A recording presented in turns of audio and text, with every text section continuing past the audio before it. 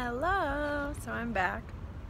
I'm currently in front of a historical museum. There's like a nice little park. I don't know, there's bars behind me, which is a little weird, but I haven't been feeling phenomenal, so I didn't want to walk and talk because I, need my breath. So I wanted to update you all on what I've been doing for the past week or so. I've officially been in Peru for 2 weeks, woo! So that's exciting. And I've had a number of peaks and pits while, or since my last update. So we'll start with my peaks today. So I visited an alpaca farm last week. I know some of you probably saw my video, but I was super excited to see that because I just think alpacas and llamas are really cute. I know I don't like animals normally, or pets, but I really like alpacas. And it was cool that I just stumbled upon it, so that was pretty awesome. I found baking soda. I was so excited. So I know I told you guys about my whoopie pie debacle, which was not ideal. But I was able to find some baking soda, which is really important because you really can't substitute baking powder. I don't know why people say that. It didn't quite work as well. And I successfully made peanut butter cookies for everyone. I'm also planning on making M&M cookies, but a bag of M&M's, Christmas M&M's, which I know that the expiration date says it's good till August, but I feel like it's just sending the wrong message when you're in April. It was like $7 US for a bag of M&M's. It was crazy. So, but I'll hopefully make those this week. I started taking salsa and bachata lessons. So excited. Oh my god. I just love dancing so much. So actually taking lessons for it is really cool, and I definitely don't naturally have rhythm, so it takes a lot of practice, but I really like it a lot so far. And you're literally just staring at yourself the whole time because it's just a big mirror, so it's so awesome because we all know I love staring at myself. I haven't gotten any sunburns yet, which is amazing. I've been spraying myself with SPF 70 pretty much daily, bathing in it almost. And I found a lot of delicious foods. I found a really cute little coffee shop, and I've just been wandering around a lot. Also wandering around a lot, exploring and just checking out the whole city, which is really cool because it's kind of my favorite thing to do when I travel, is just aimlessly walk and see what I find. So I've had a lot of fun doing that. And I started my program last Monday, so I'll do a separate blog explaining all we do there, probably this weekend or something like that, but it's really cool to get to go there and see the kids and stuff like that, so I'll explain more of that later. But it was nice that I actually got to start that. So in terms of pits, really just one major pit, which was that I was rather sick, as some of you know. So I hit my head at the volunteer project when I was sweeping. They have these windows that kind of open like doors, so I ended up hitting my head on it when I was sweeping, and then I had a really bad headache for a few days, and I didn't know if I had a concussion, so I ended up going to the hospital just because it was Friday night and doctors aren't really available during those hours. And I went by myself because no one, everyone else was at the volunteer program at the time, and I really just needed to go then. So it was really not great. I mean, going to the hospital is never fun, but it was really hard to think in Spanish. I've never been to the emergency room for my own reasons. I've been when I was a kid with my siblings and stuff, but yeah, I've never been, so to go by myself and end up staying overnight in a foreign country is really rather not fun. I got an IV. I've never gotten an IV, so that was really scary, and it was really hard to, I could explain in Spanish what I was feeling, which was that I had a really bad headache and my stomach hurt really, really bad, and I couldn't explain why. But I didn't really get the medical terminology that the doctor was saying to me, so that was kind of tough. They had a doctor come in who spoke English 2 hours in or so, but I think there was just some miscommunication with me and the Spanish-speaking doctor, so that was kind of tough. But it kind of really gave me a new outlook on how it is for people who move to different countries and don't speak the language. It gets really stressful. Even things like trying to return, like I had to return a light bulb, and it was really stressful because I didn't necessarily know the words in Spanish, and you know, when they responded, you know, I looked up how to say like, I need to return this, and then but then when they said things to me, I didn't know what they were talking about, and yeah, it was just very stressful. You know, I ended up, I'm okay now, so nobody worry. I know my mom was very worried, but Mom, I'm okay. But yeah, I don't really know what it ended up being.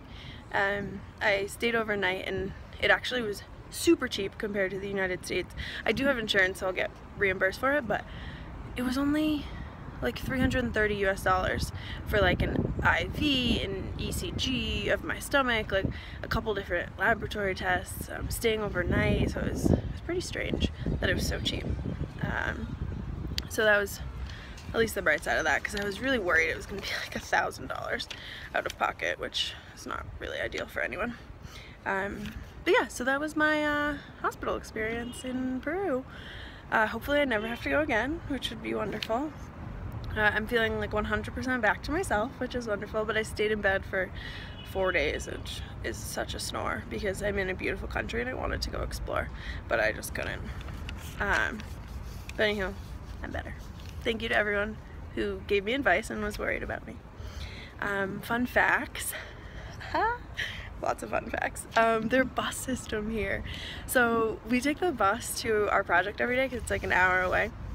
It's only one soul, which is like 30 cents US, and basically they cram as many people as they can into these like really old buses, and they have no limit on how many people they'll try to fit in here, and it's like a very weird, like unspoken system. So you get in, you walk to the back, like as far back as you can. If there's any available seats, obviously you sit down. The moment someone stands up to leave the bus, the next person sits down immediately. It doesn't matter if like guys don't necessarily give preference to the women, you know, it's just like whoever's near the seat, you sit down. And they do it so seamlessly. It's like amazing. You know, I haven't quite caught on to be quick enough as quick as they are. So sometimes I end up standing, but and it's these super old buses with these like giant stick shifts. I don't know how they drive them because the traffic is like atrocious, and they have these huge buses coming through. Well, they're not that big. It's more like a Volkswagen Bug kind of car size. Yeah, it's just like a crazy system, and you just get on and you pay one soul and you get to wherever you need to go, and then you get off. I don't know if they have bus stops necessarily. They're not really labeled. But yeah, they all know the system, and it works for them. I don't like sitting in the back of the bus because then you end up going over these huge speed bumps where we go, so that's just not enjoyable. But you know, it's a pretty good system, and it's really cheap, so that's pretty wonderful. So another thing, their coolers, they leave their coolers off overnight, like in stores and stuff. And I discovered this because I was trying to get a cold water in the morning one time when I was walking, and it was like 11 a.m. And I went into maybe 5 different bodegas, and all of their cold water was not cold. Like I would touch the cooler. Oh, sorry, my hands have like pen on them. I would touch the cooler and it wasn't even cold, and I'm like, you're gonna charge me more for this water and it's not even cold. But you know, they're saving energy, so I respect that. And they don't have anything in there that would go bad. It's just like soda and water. They name their mom and pop shops with quotations, so it'll be like bodega quotes Raphael, or like what was one of the other ones? It was like Mercado quotes El Golf. I just think it's like so funny. I don't know why. It's kind of just saying like Raphael's shop, you know, but that's just how they word it. So there you go. It's pretty entertaining to me. And then my last fun fact is that they love their black lights. So like at night, like in their cars. So they'll put them like in their headlights, or they have like the taxis have them like in the little lights that light up their license plates. Or we got into a bus to go home yesterday from the project, and they had it like in the back of the bus. Like there was just a huge string of black lights just lighting up the whole, like it was a party bus. I'm just like, okay. So it was like kind of strange, but yeah, they love their black lights here. And then food. So what are the foods that I've had? So I've had pollo a la brasa, which is like basically just rotisserie chicken, but phenomenal. And then they gave me like a salad and soup with it, but it was like chicken feet soup, which was like so strange. It was delicious. I didn't go for the actual chicken foot, but the broth that was with it was just amazing, so I was very pleased with that, and it was very cheap. And then I had some Chinese food. So they have Chinese food, it's like 10 soles, which is like $3, and it was 3 meals worth of Chinese food. Like, how crazy is that? Whereas at home, I ended up choosing so many things, it's like $50 just for me. I'm like, how is this possible? I had a cheese empanada that was amazing. It kind of tasted like a croissant with cheese inside. Oh, so good. I was like, can this man just cook for me every day? I don't know who he was.